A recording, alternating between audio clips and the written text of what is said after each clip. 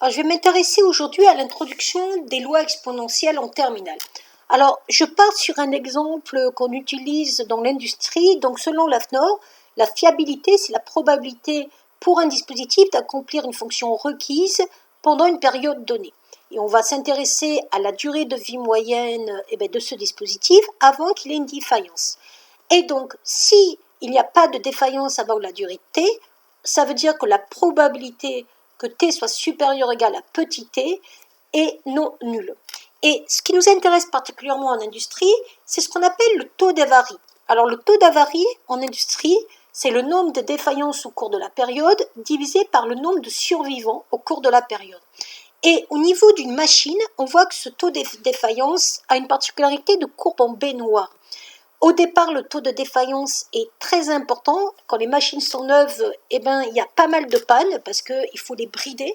C'est pour ça que quand vous achetez une voiture neuve, on vous demande au départ de faire attention. Après, vous allez avoir une stagnation des pannes où il y aurait un taux d'avarie qui va être presque constant.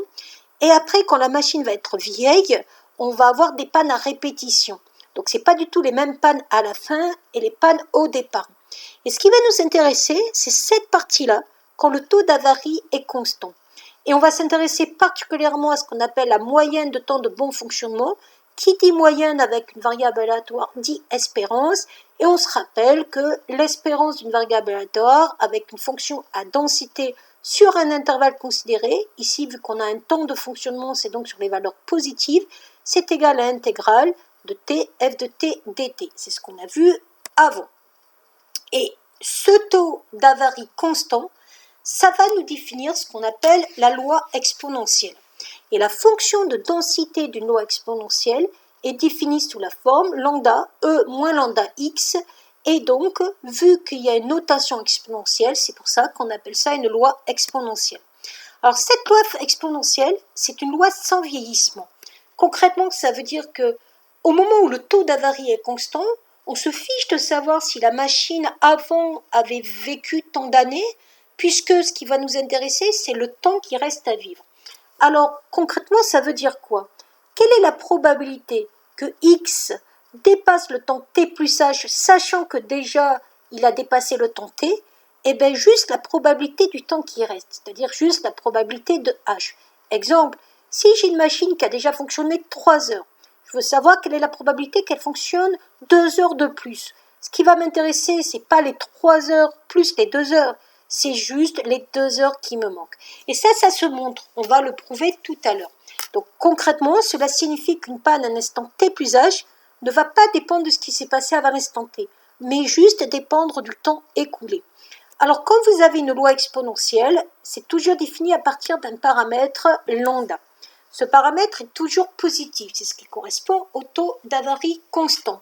Cette loi exponentielle est définie par une densité de probabilité qui est de la forme f de x égale lambda e moins lambda x, et ça veut dire que f de 0, ça va faire lambda e puissance 0 lambda. Donc le lambda, le paramètre, est donné par l'image de 0. Cette fonction de densité est toujours définie sur des valeurs positives, ça c'est important.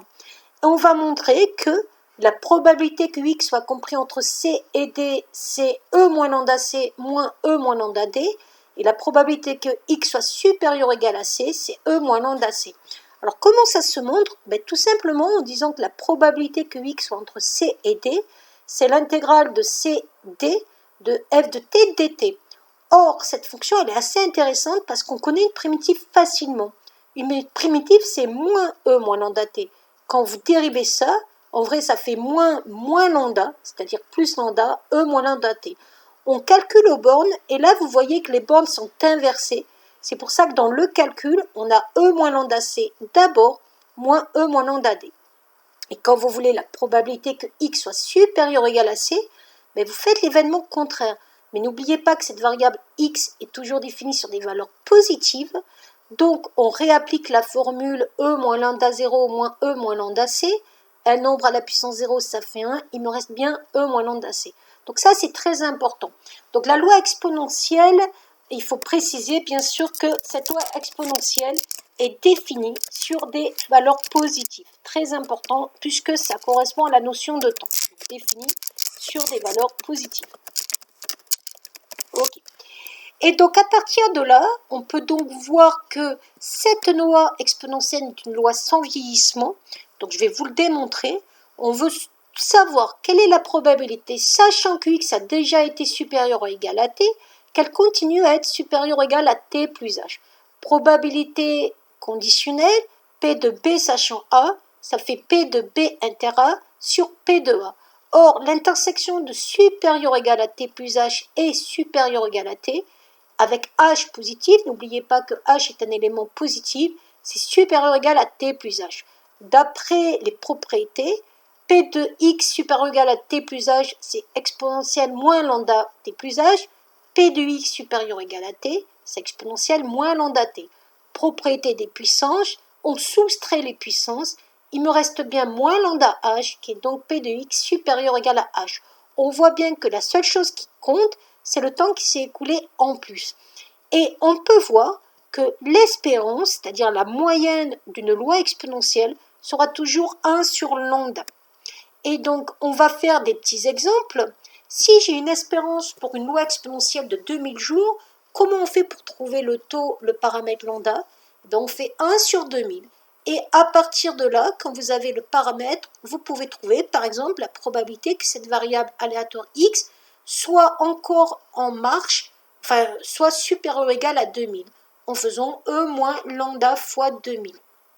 Une petite application 2, j'ai un composant électronique qui suit une variable aléatoire avec une loi exponentielle. On vous dit que la durée de vie, que ça ne dépasse pas les 5 ans et admet une probabilité de 0,675. Donc, la durée de vie, que ça ne dépasse pas les 5 ans, ça veut dire que la probabilité que t soit inférieur ou égal à 5 est de 0,675. Nous, on connaît une formule avec t supérieur ou égal à 5. Donc, je vais déjà chercher l'événement contraire. Ça va faire une probabilité de 0,325. Or, je sais que la probabilité de t supérieur ou égal à 5, c'est E moins lambda 5.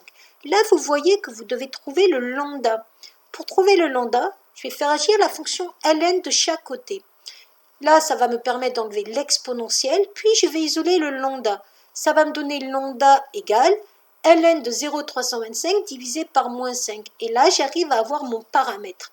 Et quand j'ai mon paramètre, je peux continuer à faire mes calculs. Quelle est la probabilité que mon temps soit compris entre 0 et 8?